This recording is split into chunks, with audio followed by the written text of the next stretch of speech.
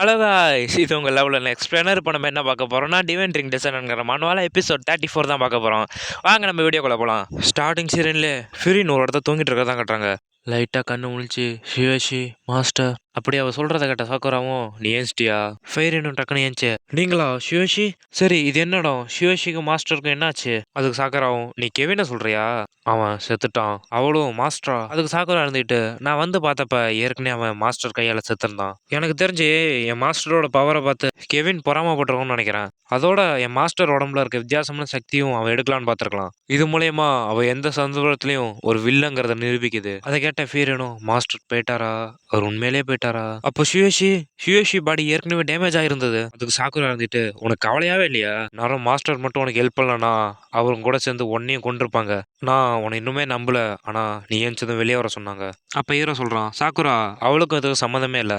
அதை கேட்ட ஃபீரனோ ஷியோஷி அப்படின்னு கத்திட்டு வெளியே வர்றா. வந்து இப்போ நான் நல்லா தான் இருக்கேன் அப்படின்னு ஹீரோவை பார்க்குறான். அங்கே ஹீரோவை பார்த்தா அந்த law of earth and wind power use பண்ணிட்டு இருக்கான். அதை பார்த்த ஃபீரனோ, இது மாஸ்டரோட law of earth and wind தானே, இது எப்படி ஷியோஷிட்ட இருக்கு?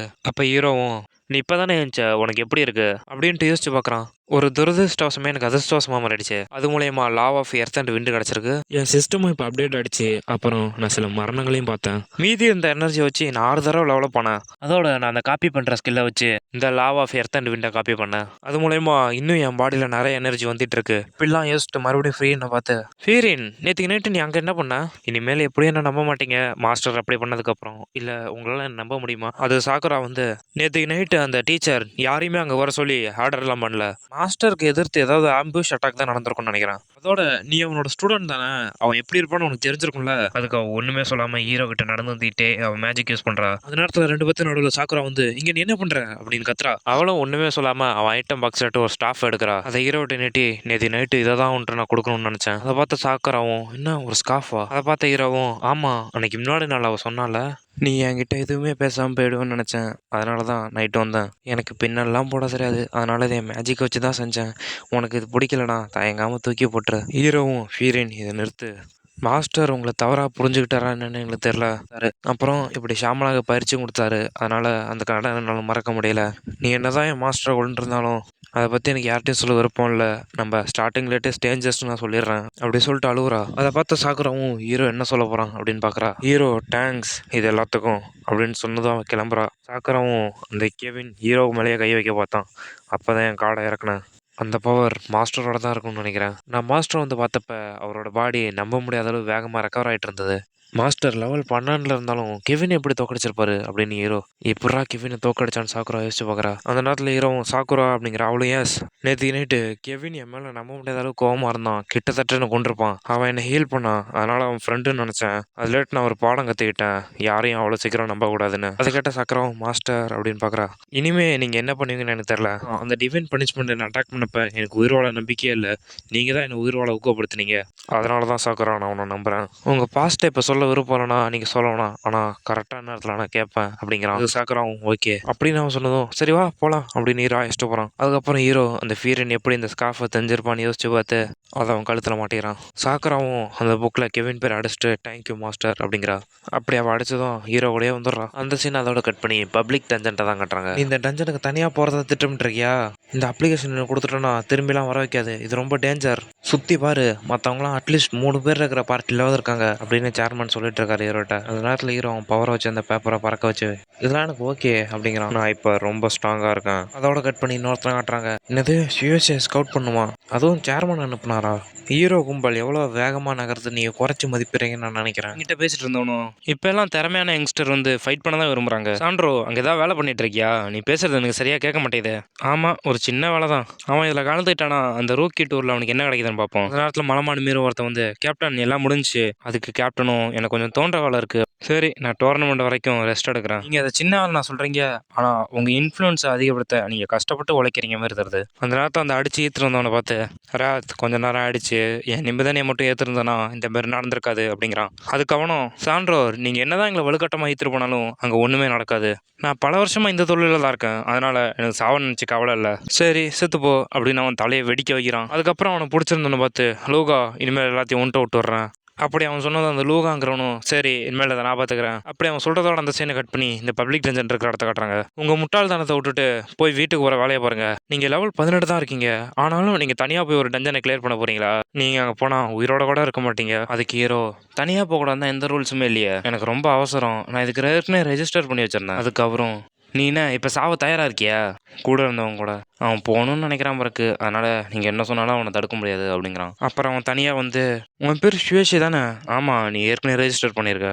இப்போதைக்கு எங்கள்கிட்ட எத்தனை பப்ளிக் நினைச்சிட்டு இருக்குன்னா 6 இருக்குது. அதில் 3 டி ரேங்க், 2 சி ரேங்க், அப்புறம் ஏபி ரேங்க்கில் ஒன்று இருக்குது. அது ரொம்ப டேஞ்சரஸானது. இது நீ ஓன் ரிஸ்கில் தான் நீ போகணும். எந்த மெடிக்கல் சப்ளையும் நாங்கள் தரமாட்டோம். அதுக்கு ஹீரோவும் ஐசி ஹீரோ இப்படி சொன்னதும் கோவமாயி நிறைய ஹீரோஸ் என்னை பார்த்து சொல்லிவிட்டு இருப்பாங்க, நீ இப்படி ஆட்டிடியூடில் பேசுகிறியா கண்ணு இல்லாத பையா அப்படின்னு யோசிச்சு பார்த்துட்டு ஹீரோ கிட்ட வெளியே குட் லக் இதுக்கு அப்படிங்கிறா. நான் 6 கேவ் முடிக்கணும், ஆனால் எனக்கு இன்னைக்கு மட்டும்தான் டைம் இருக்குது அப்படின்னு ஹீரோ வச்சுட்டு அந்த கேவுக்குள்ள என்ட்ரியாக பார்க்குறான். ஒரு பார்ட்டி கேப்டன் இருந்தவனும் ஒருத்திட்ட நீ என்ன உன் கூட இருந்த லூட்டை இழந்துட்டியா, இதை போய் இன்னொரு பார்ட்டிகிட்ட கேட்டால் பிரச்சனையாக வருமே. அதுக்கு அவளும் நான் வேணும்னே பண்ணல, அந்த மான்ஸ்டர் விழுந்தது, அதனால தான் நான் பயந்துட்டேன். அதுக்கு கூட இருந்தனும் நம்ம என்ன செய்ய போகிறோம், அது வேற ரொம்ப விலை அதிகம், அதை ஏலத்தில் விட்டாலே 21 மில்லியன் போகும். அதை நாங்கள் பல வருஷமாக யூஸ் பண்ணிட்டு இருக்கோம். அது இழந்தது எங்களுக்கு ஒரு பெரிய அடியாக இருக்கும். அதுக்கு இன்னொருத்தனும் நம்மலாம் டயர்ட் ஆகிட்டோம், நம்ம எடுத்துகிட்டு போன எல்லா மெடிசனையும் யூஸ் பண்ணிட்டோம், மறுபடியும் போகிறது வேற ரொம்ப ஆபத்தானது, மற்ற பார்ட்டிகிட்ட எடுத்துகிட்டு வர சொல்லி கேட்கும், எடுத்துகிட்டு வரவங்களுக்கு ரிவார்டு கொடுக்கும் அப்படிங்கிறான். அந்த நேரத்தில் ஹீரோ வந்து எஸ்கூஸ் மீ கொஞ்சம் நவர்றீங்களா? அந்த கேப்டனும் மன்னிச்சிருங்க,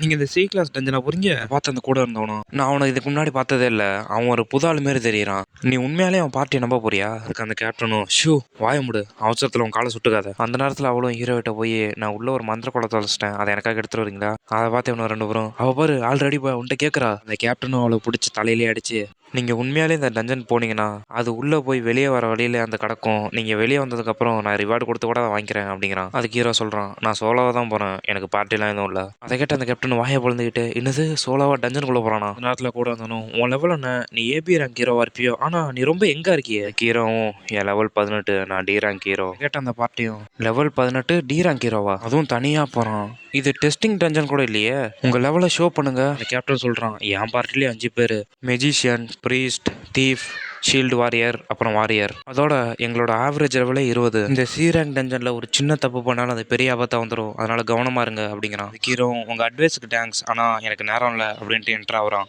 எப்படி அவன் துணிச்சலாக இருக்கான், மற்ற பார்ட்டியும் நம்ம கவுண்ட் பண்ணணும்னு நினைக்கிறேன். அவன் புதுசாக வந்தவன் தான், அந்த டெஸ்ட் டஞ்சனில் நல்லா பண்ணியிருப்பான்னு நினைக்கிறேன், அதனால தான் இப்போ முழுக்க முழுக்க தனியாக வந்திருக்கான். அந்த நேரத்தில் அந்த கேப்டன் யோசிச்சு பார்க்குறான், ஆனால் அவனோட கண்ணு அதை பார்த்தா அவனுக்கு எந்த அனுபவம் இல்லாத மாதிரி தெரியல. இந்த சீன் அதோட கட் பண்ணி ஹீரோ அந்த டஞ்சனுக்குள்ளே போனதான் கட்டுறாங்க. இது ஒரு ஸ்டைலட் டஞ்சன், இதுக்கு முன்னாடி நான் இதை பார்த்ததே இல்லை அப்படின்ட்டு அவன் எவன் செய்யுங்கிறத ஆக்டிவேட் பண்ணுறான். என் டிவைன் ஜஸ்ட் அப்கிரேட் ஆயிடுச்சு, ஆனால் நான் எந்த ஒரு மாற்றத்தையும் மட்டும் பார்க்கல, கம்ஃபர்டபுள் ஆகிட்டோம், இது ரொம்ப எனக்கு வசதியாக தான் இருக்குது அப்படின்ட்டு அவன் டயக்ராம் சமன் பண்ணுறான். அந்த நேரத்தில் ஹீரோ முன்னாடி பார்த்தா லெவல் 22 ஒரு மான்ஸ்டர் நிற்கிது. இந்த மான்ஸ்டர் மற்ற உலகத்தில் இருக்கிறதோட இது ரொம்ப அமைதியாக இருக்குது, இதுதான் சரியாக இருக்கும். சரி இந்த Lav of earth and wind எவ்வளோ பவர்ஃபுல்னு பார்த்துரும் அப்படின்ட்டு ஹீரோ அவன் கத்தியில் அந்த மொத்த பவரையும் கலெக்ட் பண்ணுறான். அந்த நேரத்தில் அந்த மான்ஸ்டர் இவனை பார்த்துட்டு கத்திட்டு ஓடியாருது. அதை பார்த்து ஹீரோவும் ஷார்ட் டெம்பெஸ்ட் அப்படிங்கிற அட்டாக் வச்சு அட்டாக் பண்ணுறான். இந்த லாவ் பவர் ரொம்ப ஸ்ட்ராங்காக தான் இருக்குது, இதை பயன்படுத்தினா அந்த டாப் 6 டஞ்சனில் டாப் 3 வந்துடலாம். இந்த லா இப்போ அது முடிவுக்கு வரப்போகுது, த டிஸ்ட்ரக்ஷன் லா. என்னால் இன்னும் அதிக லாவை உள்வாங்க முடிஞ்சதுன்னா என்னோட ஐயர் லெவலில் இருக்கவங்க கூட சவால் விடலாம். அப்படி ஹீரோ சண்டை போட்டுட்டு இருக்கிறத கட் பண்ணி 15 நிமிஷத்துக்கு அப்புறம் டஞ்சன் வெளியே என்ன நடக்குதுன்னு காட்டுறாங்க. இது ரொம்ப மோசம், இந்த டஞ்சனுக்குள்ளே வேற எந்த பார்ட்டியும் போகிற மாதிரி தெரில, கேப்டன் வந்துட்டு வேற யாராவது எடுத்தால் கூட அது தருவாங்களான்னு தெரில. அதுக்கு அவள் அழுதுகிட்டு என்ன மன்னிச்சிருங்க அப்படின்னு அழுகுறா. அந்த ஆர்மர் போட்டிருக்கணும், ஏற்கனவே 15 நிமிஷம் ஆச்சு, உள்ளே போனவன்னு வெளியே வரல, ஒரு வேளை இறந்துருக்கலாம். கூட இருந்தாலும் அவன் ஒரு வேளை செத்து இருந்தான், நான் ரொம்ப நாளாக அட்வென்ச்சராக இருக்கேன், அதை நான் பார்த்துக்கிறேன். அவங்க டக்குன்னு எதையோ பார்த்து ஆச்சரியப்படுறாங்க. ஒரு ரெக்கார்டு, இந்த மேனேஜ்மெண்ட்டை சேர்ந்தவங்களும் இது சீரங் டென்ஷன் இது ஏற்கனவே வந்து 3 வருஷம் தான் ஆகுது, அது இப்போ உடஞ்சிடுச்சு. அவள் கூட இருந்தவங்களும் எந்த பார்ட்டி அது உடச்சது அப்படின்னு கேட்குறா. அதுக்கு அவனும் பார்ட்டிலாம் இல்லை, தனியாக ஒருத்தன் கிளியர் பண்ணியிருக்கான் அப்படின்னு ஹீரோவை கேட்டாங்க. ஹீரோவை பார்த்தா கெத்தா அவன் வாண்டை எடுத்துகிட்டு வரான். அதை பார்த்து அந்த பார்ட்டியும் வாயை பொழுந்துட்டு இருக்கு. அவளும் என் வாண்ட் அப்படின்னு கத்துறா. அப்புறம் இதான உன் வாண்டு, நான் ரெக்கார்டு பிரேக் பண்ணதுக்கு எந்த போனஸும் இல்லையா அப்படின்னு ஹீரோ அவங்கள பார்த்து கேட்டுட்டு இருக்கான். அப்படி அவன் கேட்கறதோட இந்த எபிசோட் முடியுது காய்ஸ். இதுக்கு நீங்கள் பண்ண வேண்டியதை லைக் பண்ணுங்கள், ஷேர் பண்ணுங்கள், கமெண்ட் பண்ணுங்கள். டெய்லிக்கு உங்களுக்கு வீடியோ வந்துகிட்டே இருக்கும்.